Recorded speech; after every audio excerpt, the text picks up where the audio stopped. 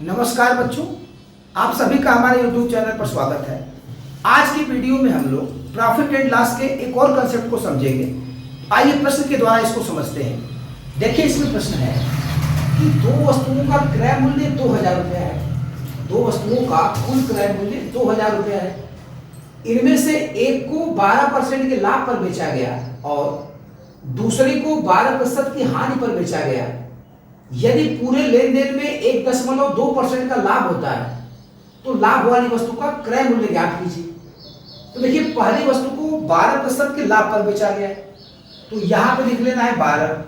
इसको हम लोग एलिगेशन यानी मिश्रण से लगाने जा रहे हैं। तो यहां पे देखिए, पहली वस्तु पे 12% का लाभ हुआ है, तो यहां पे लिख लेना है 12। और दूसरी वस्तु पे 12% की हानि हुई है, तो यहां लिख लेना है -12। और पूरे लेन देन में 1.2% का लाभ हुआ है, तो 1.2 यहां लिख लेना है। देखिए, पहली वस्तु पे 12% का लाभ हुआ है तो +12 यहां पे होगा।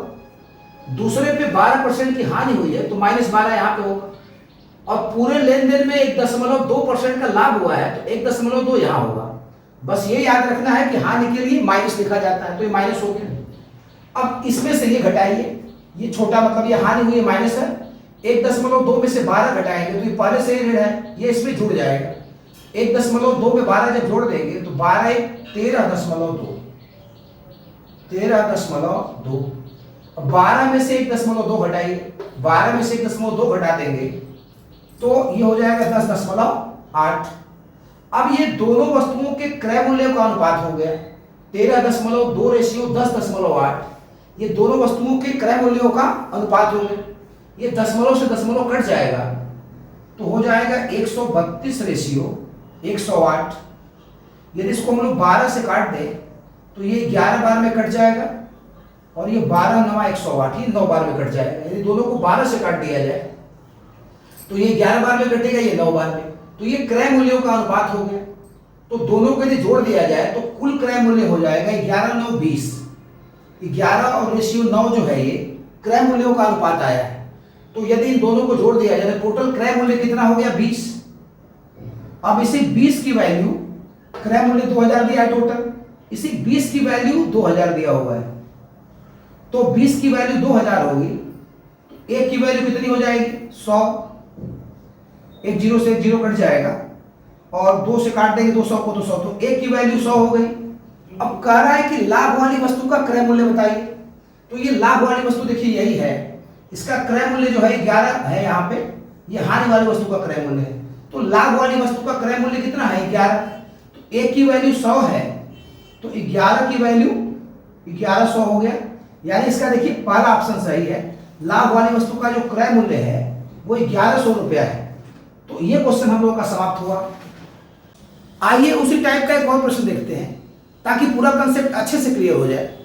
तो देखिए, इसमें अगला प्रश्न है कि दो वस्तुओं का कुल क्रय मूल्य 1000 रुपया है। दो वस्तुओं का कुल क्रय मूल्य 1000 रुपया है। इनमें से एक को 10% के लाभ पर बेचा गया और दूसरी को 10% की हानि पर बेचा गया। यदि पूरे लेन देन में 2% का लाभ हुआ तो हानि वाली वस्तु का क्रय मूल्य बताइए। तो देखिए, पहली वाली वस्तु को, इसको भी हम लोग एलिगेशन यानी मिश्रण से ही करेंगे। तो देखिए, पहली वाली वस्तु पे 10% का लाभ हुआ है और दूसरी वाली वस्तु पर 10% की हानि हुई है, तो हानि के लिए यहां माइनस लगा देना और लाभ के लिए प्लस। और पूरे लेन देन में उसको 2% का लाभ हुआ है, तो पूरे लेन देन में 2% का लाभ हुआ है तो लाभ के लिए प्लस, हानि के लिए माइनस। अब यहां पर फिर वही घटाया जाए तो ये 2 में से -10 घटाएंगे तो ये पहले से ऋण है, जुड़ जाएगा। 2 में से -10 को घटाना है, ये पहले से ऋण है तो जुड़ जाएगा, तो 10 और 2 हो गया 12। और यहां 10 में से 2 घटाएंगे तो हो जाएगा 8। ये देखिए, दोनों वस्तुओं के क्रय मूल्यों का अनुपात हो गया। ये दोनों वस्तुओं के क्रय मूल्यों का अनुपात हो गया। 4 से कट रहा है, 4 तिहाई 12 और 4 गुना के 8। तो क्रय मूल्यों का जो अनुपात हो गया वो 3:2 के अनुपात में हो गया। क्रय मूल्यों का अनुपात 3:2 के अनुपात में हो गया। अब टोटल क्रय मूल्य कितना हो गया 3 2 5, तो टोटल क्रय मूल्य 5 हो गया। अब इसी 5 की वैल्यू 1000 रुपया दे रखा है, तो 5 की वैल्यू यदि 1000 रुपया दे रखा है तो एक की वैल्यू कितनी हो जाएगी 5 गुना के 10, तो एक की वैल्यू 200 रुपया हो जाएगी। तो एक की वैल्यू 200 रुपया हो जाएगी, तो हानि वाली वस्तु का क्रय मूल्य यही है, तो दो की वैल्यू कितनी हो जाएगी 400, तो दो की वैल्यू 400 हो जाएगी, यानी हानि वाली वस्तु का जो क्रय मूल्य है वो 400 रुपया हो जाएगा। इसका पहला ऑप्शन सही है। तो आज की वीडियो में बस इतना ही। कल हम लोग उस नए कंसेप्ट के साथ फिर मिलेंगे, तब तक के लिए धन्यवाद।